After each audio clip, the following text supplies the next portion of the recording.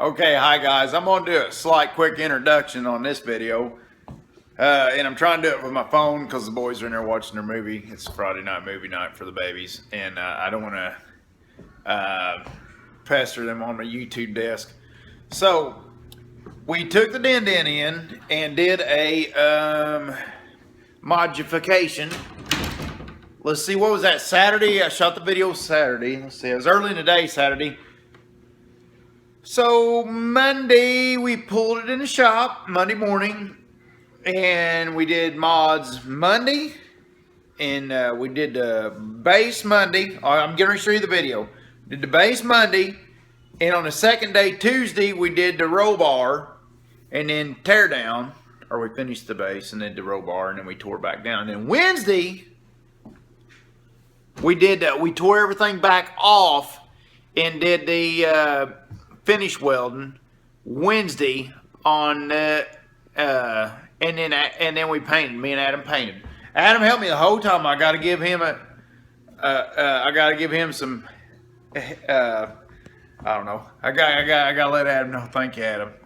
Daggone, he comes up with it's hard to explain, but when somebody helps you do a project, you don't just do it on your own. When somebody helps you do a project, it's good help like that. They come up with, they figure out the problems that you get stuck on bigger than shit. You know, you get stuck on something, you just get stuck there. You don't know why. Sometimes you're just stuck somewhere. You're just stuck there. You know, and it takes that other person that's thinking on the project, that's a studier, and it's got a little bit of imagination. When you're doing fabrication, you got to have imagination. They help me through it, and a guy like that always helps me through it. So thanks a lot, Adam. I appreciate it. Great help, buddy. And so let's get to it. So Monday, worked on the base. Tuesday, worked on the cage and and tore it all back down. Wednesday, finished weld and paint. And then by Thursday, we was already back in the field with it because we had to get back to logging. Here we're going. The straight stuff goes quick, but this other stuff's taking forever. And we come out a little bit farther, about 1.5 inches farther from what the factory was. So we went ahead and put a step in, and then we're gonna make our own door that takes up a bigger chunk here, which would be cool because I can start putting some of my stuff in there instead of carrying it up on the boom. And then back here, he's gonna weight there to hold that in. So cover that in. That main part, not gonna weld it, it's just gonna sit there, you know, it'll take that impact if it needs to. Not bad for day one, is it? And see, every time you open it, you get the finger something. Yeah. God damn, you get the finger something every time you open it, Mitchell. Pin the mortise. All right, we'll be right behind you. I'll tell you that in face. I swear to God. He just did. I just told you. In person. Yeah.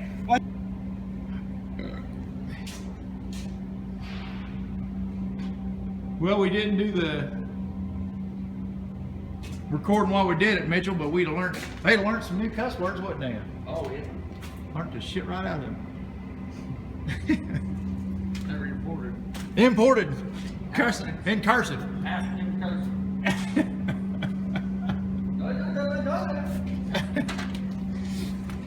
Imported cuss words is what we're using. Got my door locked. We got a door there. Mitchell's idea.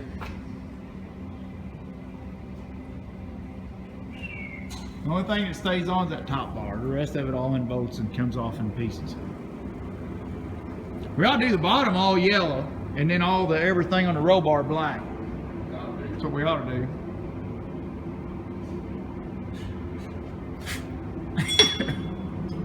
But all this stuff right here looks like shit right now, but we're gonna fill all that. Yeah. There ain't no 2-week waiting period on a scissor kick the gizzard, right?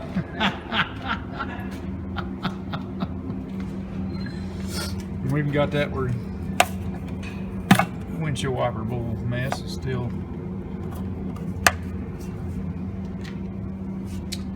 And I like this. Put an angle iron here so any pushing, it'll catch right on that weight bench and stop it. We've got some stuff in here we're going to drop down with some braces on the inside of that to beef into that. So this is super beefy. and that hits on one of the bolts of the weight bench, so that turned out good. And then there's kind of like a jigsaw type of deal up there, looking deal, so if this pushes in on anything, it's going through 2 different bolts and 2 different brackets, and it's this personal loadout. The only thing I don't worry about is I put 2 bars up there and latched it into the cab top, so that kind of took the cab oscillation out of it a little bit. So I'm trying to see how that's going to respond. If there's going to get more vibration in the cab when you're tramming it, you know. If that turns into feeling not good, I'll have to change that joint because I don't want to take a chance on screwing up anything inside the cab, wiring wise. But this turned out good right here. And none of it's in my blind spot. I can hardly even tell it's there from my seat, which is good. I can see a little bit of the bottom of this, I think, and then a little bit of that back corner of my seat. The rest of it I don't really even notice. But this, from the angle, this is about the angle the head is, right about here. So anything that hits is going to have a pretty good ways to go before they get to that, I think. And then these, if you line this bar and that bar up, it misses the back panel, which we're going to replace someday down the road anyways. We're just going to try to hold off on it a while. We're just going to paint this and put it back together because we got to get back to the woods. We ain't got time to do no more on it today, this round. This is 2 days of work. It went together complex, I'll say. And we thought there's one thing you ain't never going to wear out, that's the fuel tank step on a Mack truck. So we went ahead and made a step like that. And that works pretty damn good, driver. It's better than the way it was, because the way it was, you had, so it actually makes walking in the cab a lot more cozy. Oh, let me sit here and show you. See, you can't even see the front one from the cab. You can see a little bit of that back bar. You can see a little bit of that one. I mean, that does cut out my vision a little bit, but I don't think I'll notice it much. And when I'm backing it, let me clean that mirror off. When you're backing up, you use that mirror a lot. Backing out with a drag, you use that, and I got a little backup camera there. But I think it looks good. You can see the tracks down there good. So it's close to what the factory had, except it ain't made out of beer cans.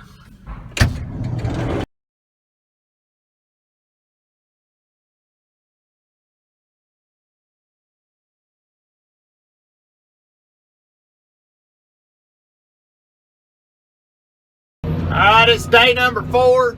We had to go back to the woods. Didn't have time to get too damn funky with the mods there this week. We got 3 days of working in the shop on it, and then had to button it up so we can get back to the woods. But I'll show you what we got done.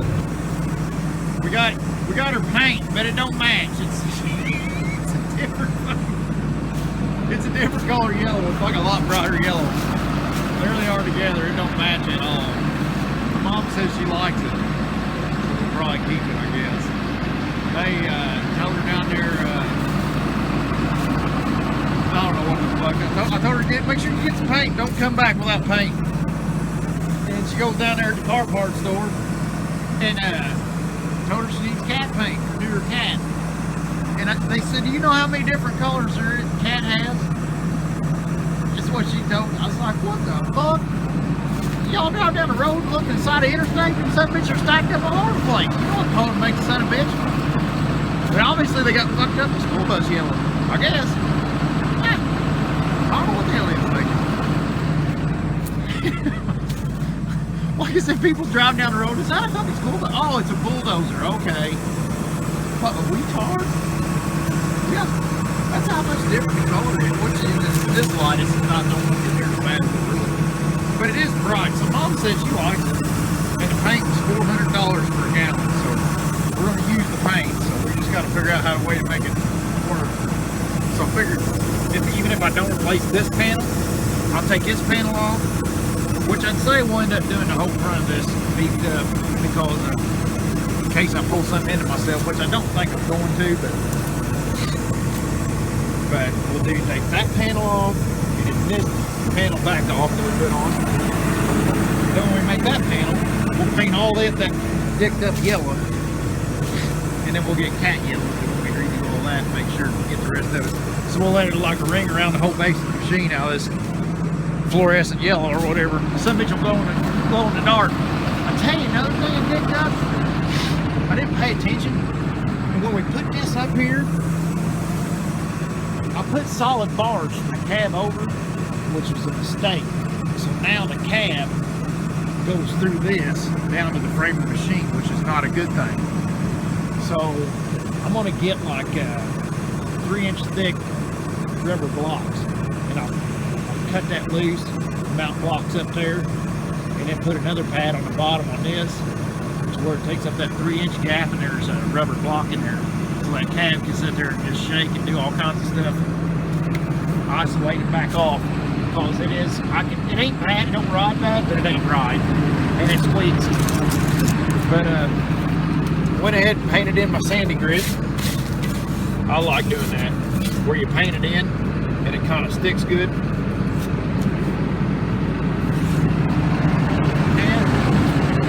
And oh baby, found an old front windshield out of one of the skidders. You can see where the windshield wiper used to come through and scratched it. But I thought, hell, it's good enough for that. Now it's Lexan. You can smack that son of a bitch all you want. Hit that son of a bitch and it ain't gonna bust now. And all it is like one of the doors on the side of a semi where you can see out the traffic. So it ain't gotta be real good. We got it all weather stripped up good to where it's not heat or nothing. And I guess that's about it. But I'm liking it. I feel a hell of a lot better running it now. You can see I even had stuff up against this already. I've only ran it for like 2.5, 3 hours. By the time we finally got it out here today, got all our equipment set up. But that's it. We're digging it. We're digging it, driver. We're digging it. I'm going to get a set of LED lights, a light bar to put up there, shining down that protects up there. So we can, when it's working tonight, we can really see it goodly, more goodlier.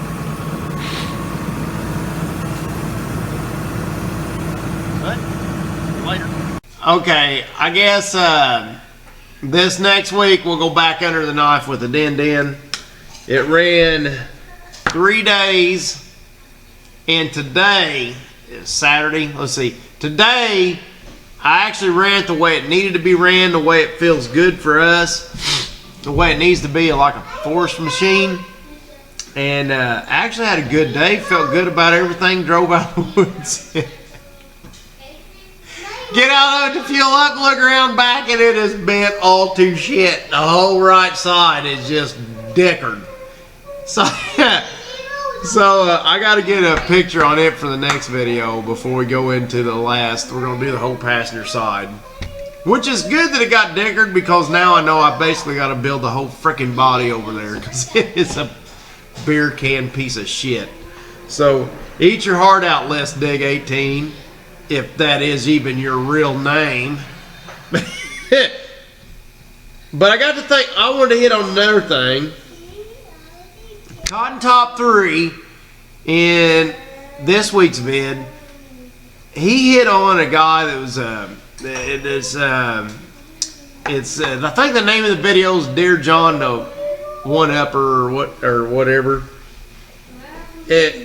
It's worth a watch. Y'all ought to get on there and watch that. And Cotton Top 3, he's been there and did that, and he's pretty slick, you know. I learned a little bit from watching that. Y'all might want to watch that and learn something. But I also got to thinking, from my perspective, and I got to watching it, you know, and I could think about old Dear John, the One-Upper, and I got to thinking, I know a guy that could whoop John's ass in legitimacy.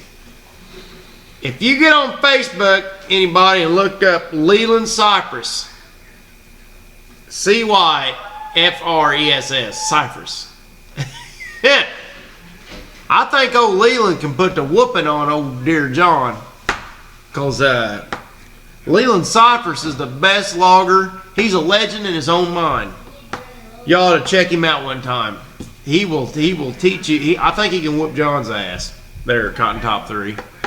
But y'all ought to check that out. Old Leland Cypress, he is the man. He's a legend in his own mind when it comes to logging. And I would put him up against any logger.